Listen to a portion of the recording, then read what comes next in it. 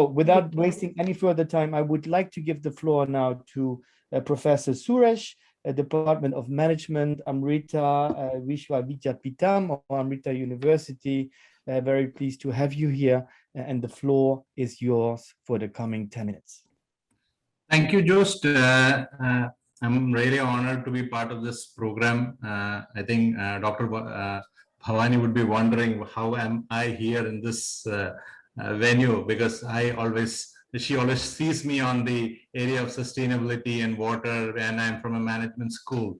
So how am I with gender and areas of agriculture? I would like to just start off by saying that I have a training in agricultural engineering as my degree, and so I always have that is close to my heart somewhere. So that's where I probably go back at times when there is some interesting topic, interesting area to study and focus on. So this actually happened the last year during the COVID time, that we were trying to put something together along with one of my close friend and a senior at Kerala Agriculture University. She is a assistant professor in the area of farm machinery, where she was trying to build in, put up some work together on tools and implements and farm mechanization.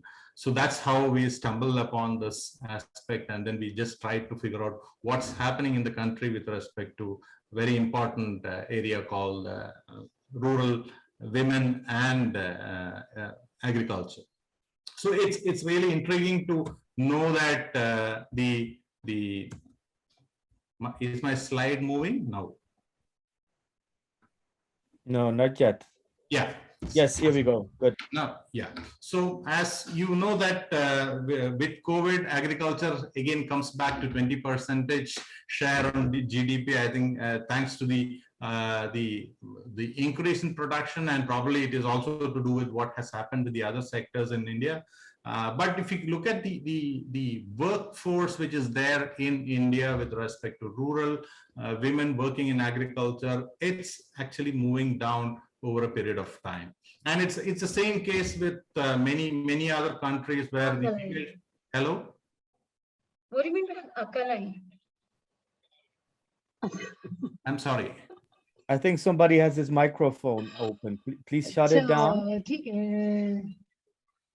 Rani, Sharma, I think your microphone is open. Sorry. Please carry on, Suresh. Please. Yeah. Okay. So even International Labour Organization estimates. What are you saying? I was so looking forward to having you there. Vani, can you hear us? I don't know. Your microphone is open. You need to cut it.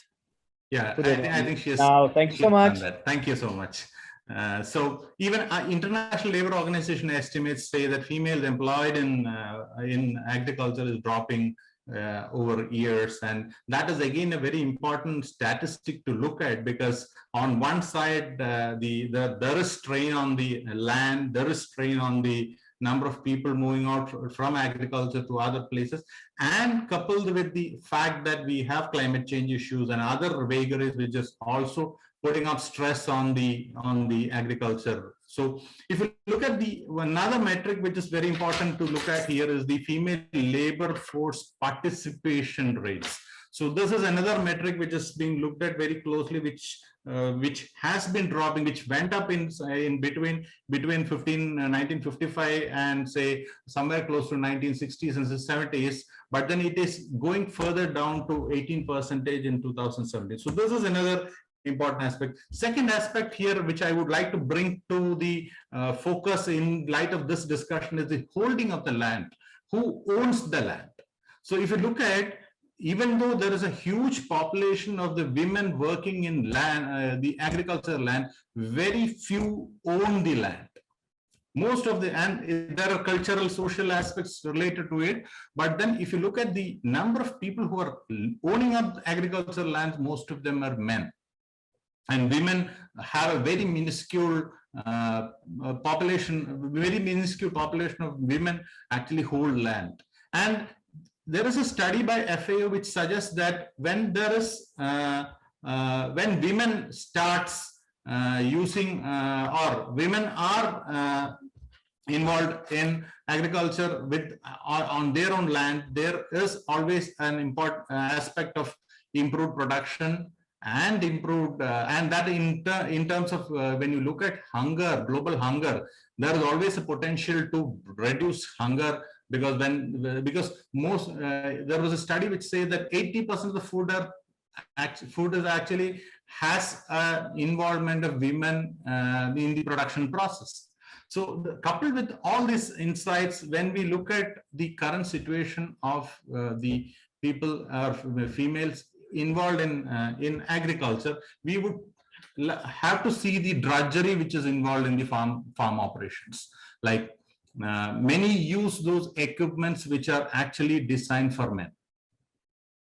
We've seen that studies have shown that the drudgery reduction in farm and agriculture operations have actually resulted in increase in productivity, increase in profits. And this is also an important aspect where creating avenues for capacity building, like training and continuous hand-holding, is very important and essential for women to start using modern day agricultural implements. But if you look at the kind of inroads which it has made with women population has been very, very, very less. So women are confined to use hand tools, and women are confined to get into operations which are not that power intensive, that where heavy machinery are operated. I'm talking about an Indian context. So actually, we could say that the implements and machinery which are actually created are not looking at the comfort and the ergonomic requirements of women at large. So that's also keeping women away from using and involving in using these kind of implements in agriculture. So from that standpoint, we also need to look at that this is going to have an overbearing on the food requirements of the world, because currently people are involved in agriculture because of their sheer conditions, which is like illiteracy, hunger, unemployment. They bear the drudgery. They don't ask for a better implement. They just use whatever the men use. They are not asking for what could be good for them. And that is something which has actually created an aged population which is involved in agriculture, who are women, and younger women not coming into this fold to take on agriculture in the which could actually take it forward. So that is again creating this question of how is agriculture going to move forward in the coming decades. So it is also posing a question on the sustainability, food security, and there is going to be some, these are going to pose challenges to the next millennium. Now, this was a study done in a part of Kerala where how the change in technology has actually brought in a difference in the way the use of technology is being done. Say, for example, this is to do with rice farming in a place called Thrissur, where there were traditional activities which were done by men and women, has completely moved when it moved to technology using new kinds of implements. It actually is moving to a fold where more of those implements are being used by men.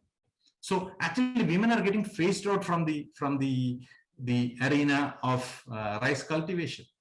Previously, they used to have their own. They had their role with respect to many activities, including transplanting, including weeding, harvesting, threshing, winnowing, processing, so post-harvest processing. All these had some involvement of women. But when there is a new technology, new implements getting included or used in the context, it's completely moving into a direction where most of them are handled by men. So this is one aspect which I would like to keep. And I would want to slightly digress into certain other aspects which are probably encouraging for gender-friendly tools and implements. Because my next part talks about, so this is what is the insight. Sorry, Professor Suresh, you have to start wrapping up, please. Yes, sure.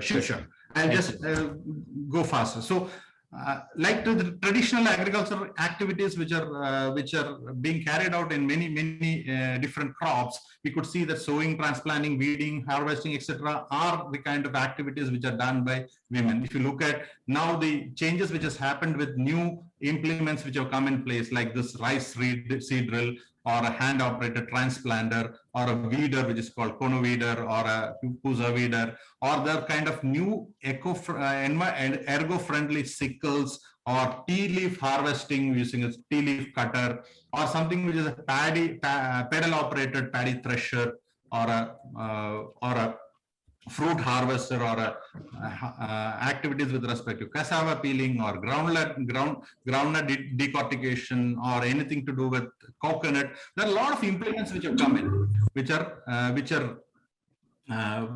are friendly for women. So at the conclusion, I would say that rural women are mostly working with tools which are good for, which are being designed for men, and it is not reducing their drudgery. So there should be focus on new tools and implements which can reduce that drudgery of women at the farms, and that is also going to pose, or probably can bring in some changes with respect to the female labor force participation rates, which is dropping, which is going to be a very important aspect of on the production of food in the world. So this was something which we compiled for this the chapter which we brought in about gender-friendly tools. Thank you. Thank you so much, Professor Suresh. Basically showing, for me, it's very interesting seeing basically how technology and technological development also is gender biased, actually. Yes. And that the factor that sort of takes women away from initial sort of engagement and employment. Yes. So that is an interesting dimension. I think the few dimensions as we talk are emerging. It's about women and finance, women and leadership, women and agriculture, women and technology. There's many dimensions. Yes. And it's very good that we are able to touch upon them in this session.